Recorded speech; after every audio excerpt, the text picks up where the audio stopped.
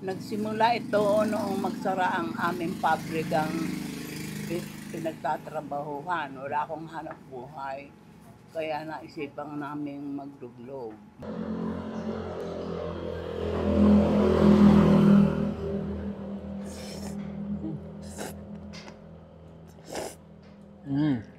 Hindi man sila ang una pero sila ang pangalawa at isa sa mga kilalang nagtitinda ng luglog sa tansa. Ngayon nga ay dumayo ako ng tansa para masubukan ang tinitindang luglog ng 3 sisters na matatanda.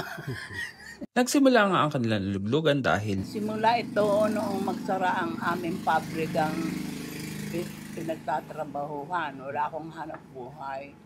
Kaya naisipang naming magduglog. kahit sila ang pangalawa ay sobrang tagal na nga nila nagtitinda ng luglog sa tansa dahil halos 49 years, sa October 2, 50 na. tinawag nga ding luglog ang pansit luglog Ay dahil iniluluglog sa tubig na mainit ang bihon. May dalawang klase po ng luglog, di ba po? May mataba, may mapayat. at sulit na sulit nga ito dahil sobrang mura ng tinda nila dahil for only 30. Pero doon sa mga bata, nagbebenta kami ng 25. at kung gusto nyo nga silang dayuhin, dito nyo lang sila matatagpuan sa San Pedro Street, Tansa, Cavite. Nagtitinda kami ng palabok mula alas 5 ng umaga hanggang 11.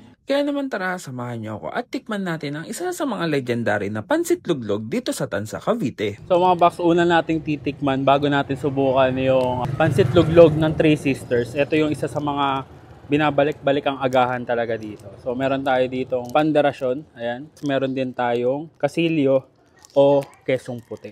So guys, ito, ipalaman na natin saktong-sakto yung kesong puti dito sa kanilang panderasyon. Ayan. Isang salpakan na lang yan, oh. Di ba? Sakto lang siya. Ikuha natin.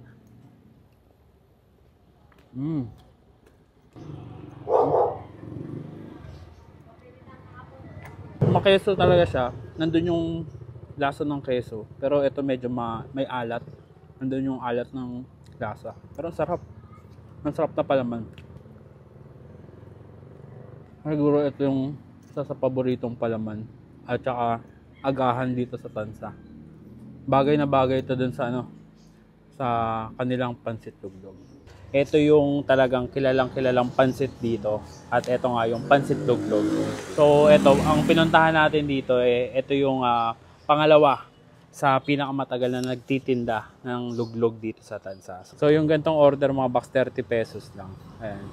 Meron ka ng gantong karaming luglog tapos ganito talaga yung lagayan nila.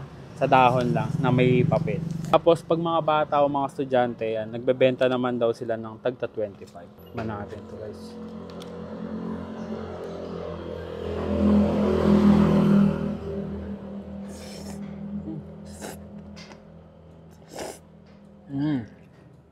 Grabe. Ang lasa nung pinaka-sauce nila. Sobrang malinamnam. Malinamnam na at malasa na yung sauce niya. Tapos, nakadagdag pa ng flavor yung naka-toppings. Saka tingin ko dito lalong nagpalasa yung may mantika ng parang chicharon, ganun. Malasa siya, malinamnam. Kung taga-Tansa ka panigurado, alam na alam mo to. Ako sa mga Tagalog naman, madalas siguro ang tawag nyo dito pag nakita nyo, pansit palabok. Pero dito, pansit luglog. Kasi nga, yung noodles, iluluglog sa tubig na kumukulo para maluto. Yan. Paano? Uubusin ko muna ito mga box. Isa pa.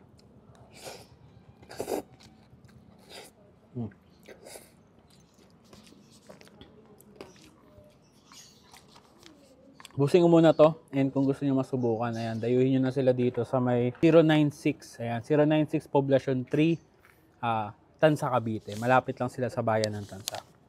Paano? Kain muna tayo.